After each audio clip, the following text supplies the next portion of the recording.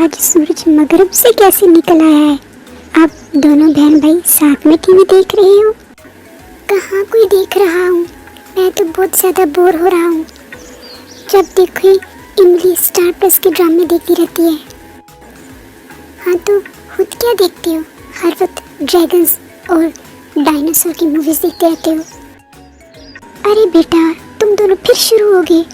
दोनों के पापा कह रहे हैं 10 मिनट्स में जल्दी से रेडी हो जाओ अगर जू जाना चाहते हो तो।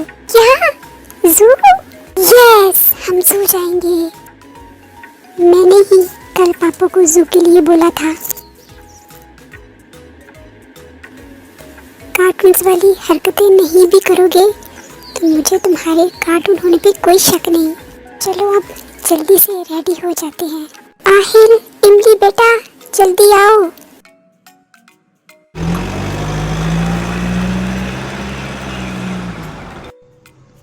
आप बच्चों को अंदर लेके चले, मैं टिकट्स लेके आता हूँ।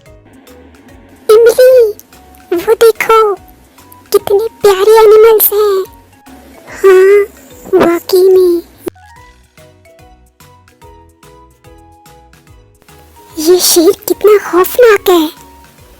देखो आहिल हमारी तरफ ही देख रहा है। आहिल, मामा पापा बुला रहे हैं, अब हमें घर चलना होगा। इतनी जल्दी? चलो चलें।